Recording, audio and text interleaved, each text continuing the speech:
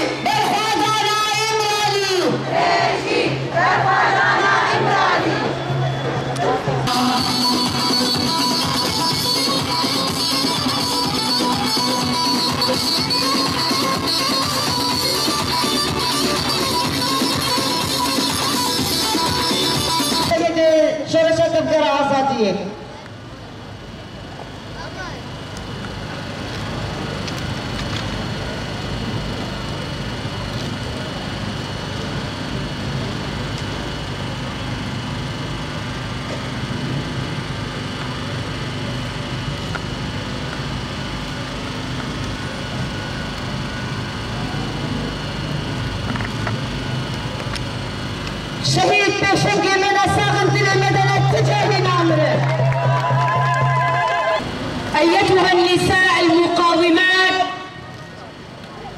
أيتها النساء الباسلات، هنا ومن ساحة المقاومة الحية،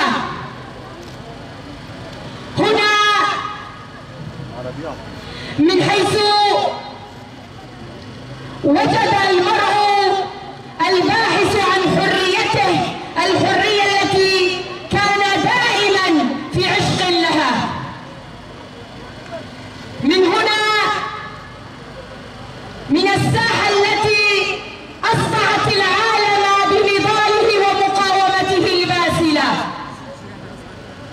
في البداية نستذكر شهداء الحرية والكرامة في شخص الشهداء وفي شخص شهيداتنا الباسلات المضحيات اللواتي أنرنا طريق النضال والحرية للنساء التواقات إليها، في شخص الشهيدة سكينة والشهيدة زيلان والشهيدة بريتان، وإتماما من الأخريات من الباسلات المضحيات من شربين ودارين وأفستا ونورا وهند وغيرهن من الشهيدات.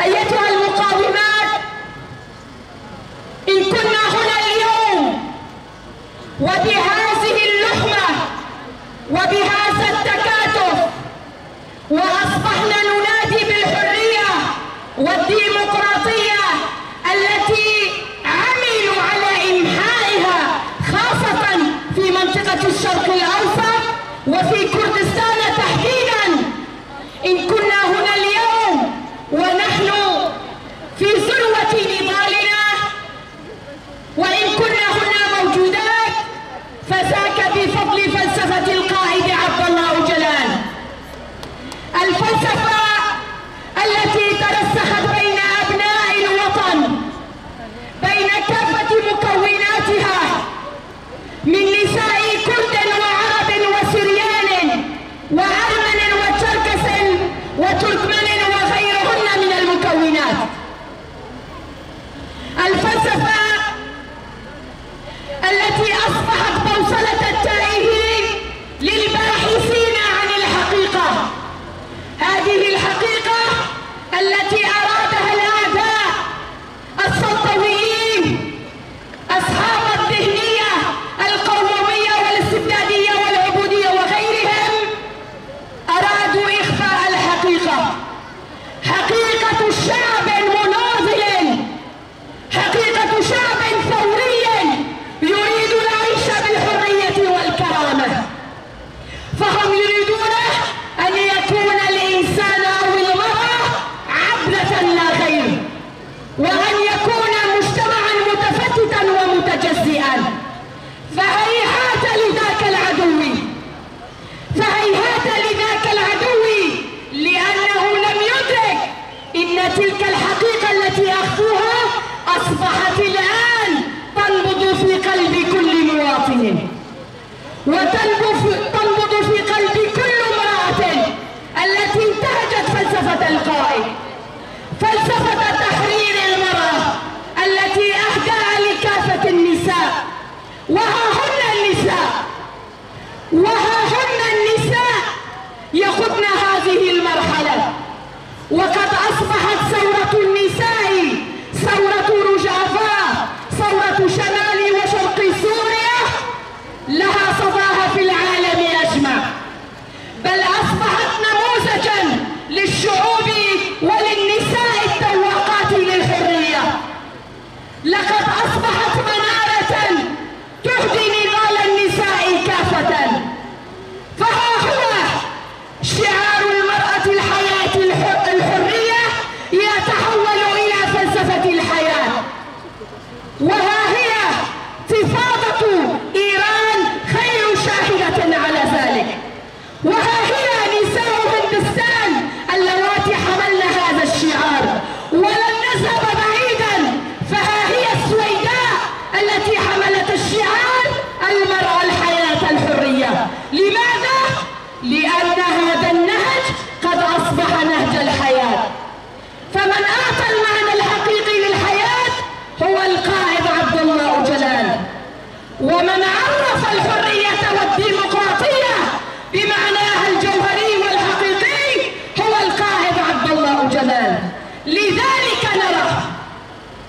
لذلك نرى أعداء الشعوب وأعداء إرادة المجتمعات كيف سارعوا إلى حق المؤامرة الدولية بحق القائد عبد الله أجلان، ظنا منهم بأن اعتقال أو أسر أو وضع القائد في سجن إمرالي سينهي هذا النبض وسينهي هذه الروح الثورية، روح الحرية والديمقراطية. لكنهم تناسوا تماما أن تلك الفلسفة ترسخت في أذهان هذه النساء وكافة الشعوب. تناسوا تماما أن ارتباط بها الشعب بالقائد عبد الله أجلان وارتباط النساء بقائدهم يفوق كل التوقعات. وها هي الساحات النضالية خير شاهدة على ذلك، بوقفتكم الصامدة وبنضالكم المستمر وبالمقاومة التي تبدأ في كافة النساء في ساحات. فنحن نرى النساء في كافة الساحات السياسية والاقتصادية والاجتماعية وغيرها من الساحات، وها هي تثبت جدارتها في الساحة العسكرية التي هزمت أعتى القوى الظلامية المتمثلة بالإرهاب، والتي أصبحت هذه المقاومة درعا منيعا لأن يتمدد هذا الإرهاب إلى العالم أجمع. وها هي شمال وشرق سوريا شاهدة على واقعية هذه الفلسفة، والكل تلمسها في مناطق شمال وشرق سوريا، بل تعدتها إلى المستوى الإقليمي وتعدتها إلى المستوى الدولي.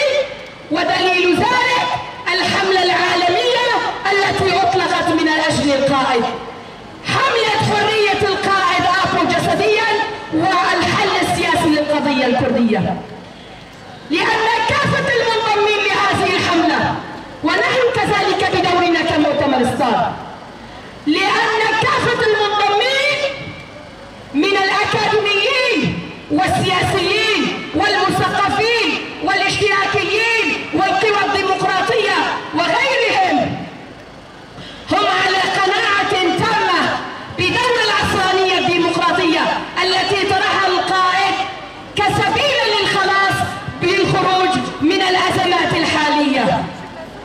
نقولها ومن هذه الساحة: لا شيء يمكن أن يقف في طريق الشعوب التواقة إلى الحرية، فإرادة الإنسان تصنع المستحيلات، وإرادة المرأة في شمال وشرق سوريا قد صنعت المستحيلات. فكيف كنا والآن كيف أصبحنا؟ هيهات لذاك العدو أن يحلم أن يرانا مرة أخرى مقيدات. فالآن وكل امرأة قد أصبحت صاحبة هوية. لذلك ولكل هذه المنجزات التي حققتها فلسفة القائد عبد الله أجلان يشددون العزلة عليه، بل يقومون بتطبيق أشد أنواع التعذيب النفسي والتجريد. وها هي مواقف كافة المنظمات الدولية والأممية تقف موقف الصامت. لذا من هنا وباسمكم جميعا وباسم نساء شمال وشرق سوريا وباسم نساء رجافة إننا ندين ونندد بأشد العبارات العزلة المفروضة على القائد عبد الله أجلان، كما أننا نتوجه بالنداء إلى كافة المؤسسات الدولية والأممية للقيام بمهام